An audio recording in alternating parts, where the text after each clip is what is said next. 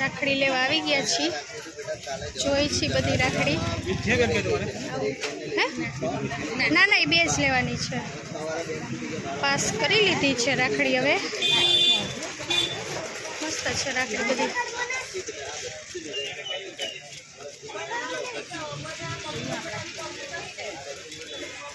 જો બધે રાખડી જ દેખાય છે. રાખડીના સ્ટોલ જો. હજી તો ટ્રાફિક થશે હવે ધીરે ધીરે. આ તો વહેલા આવ્યા છે એટલે વાંધો નથી, નહીં તો ફૂલ ટ્રાફિક થશે. ચાલો, રાખડી લેવાઈ ગઈ છે, હવે નીકળશું.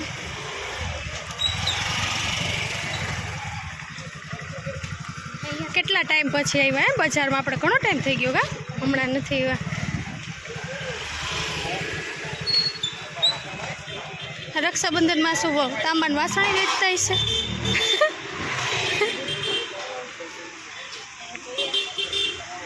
ચાલો બીજી જગ્યાએ હજી જોઈ લે. આ તો વખતે મોટો સ્ટોલ કર્યો છે, ઘણો મોટો છે.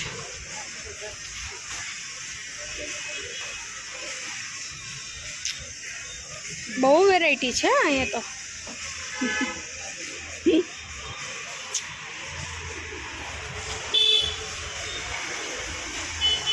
મોર્નિંગ, જય શ્રી કૃષ્ણ. બસ જો હવે સાતમે જવું છે ગામડે, એટલે એની તૈયારી થોડીક ચાલુ છે. કેમ કે કાઠિયાવાડમાં આપણે સાતમ આઠમનો તહેવાર ખૂબ મહત્ત્વનો હોય છે. અહીંયા તો એવું ના લાગે કોઈને, પણ ત્યાં આપણે વધારે હોય છે, એટલે અમે તો દર વખતે જતા જ રહી ત્યાં. તો બસ જો હવે તમને બતાવું કે કેવી તૈયારી હું કરું છું, કેવા ઢગલા ઢગલા કપડાં કાઢ્યા છે, બતાવું તમને. જો ઢગલા એમ થઈ ખરીદી કરવા આવ્યા છું. બધાય ઇસ્ત્રી કરી અને હવે જો આ બેગમાં ભરશું. જાવું છે 2 દિવસ પછી, પણ અત્યારથી થોડાક ભરી લઈએ એટલે બીજું કામ કંઈ વધારાનું હોય તો થઈ જાય. એટલે જો મારા કપડાં એટલા કાઢ્યા છે, હવે આમાંથી આપણે કેટલા લઈ જવાને એ નક્કી કરવાનું છે. ક્યાં લઈ જવા, કબાટ થઈ ગયો છે ખાલી.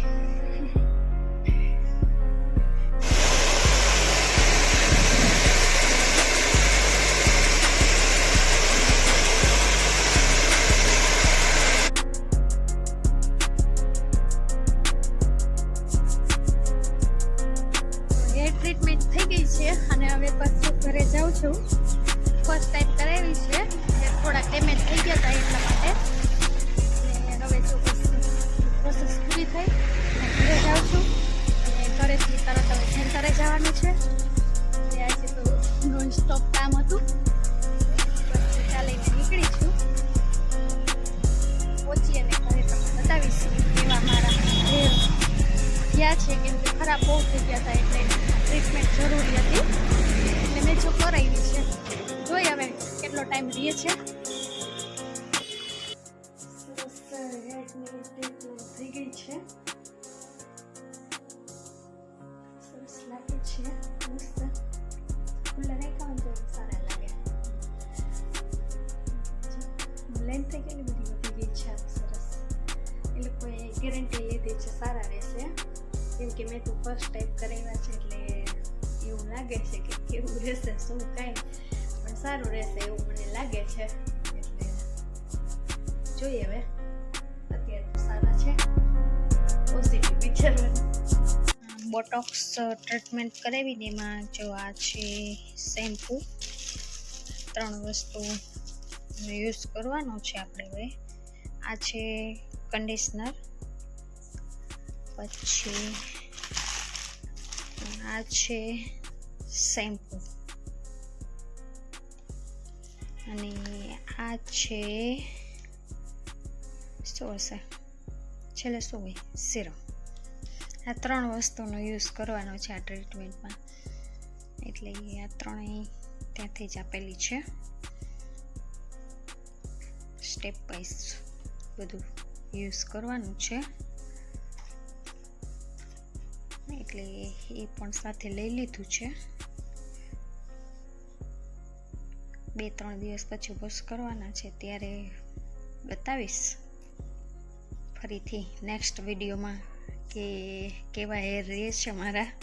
અત્યારે તો સારા દેખાય છે, પછી બતાવીશ તમને.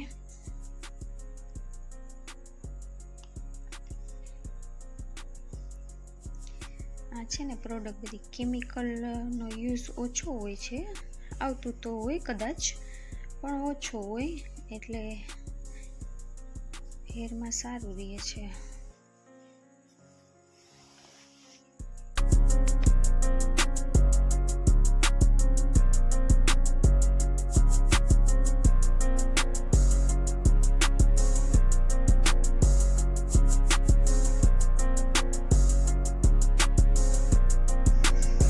જે બનાવ્યા છે દાળ પકવાન, આ છે મસાલા સિંગ, આ છે ખજૂર અને આંબલીની ચટણી ગળી, આ મરચાંની તીખી ચટણી છે, આ ગ્રીન ચટણી છે, આ ડુંગળી છે અને આ પકવાન છે. મસ્ત બનાવ્યા છે, કડક સરસ ક્રિસ્પી છે.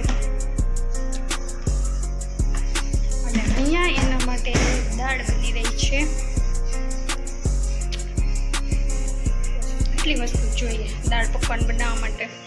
દાળ હવે પાકે છે, પછી જમવા બેસી જશું. આપણી દાળ થઈ ગઈ છે તૈયાર. ચલો હવે ખાશું આપણે દાળ પકવાન.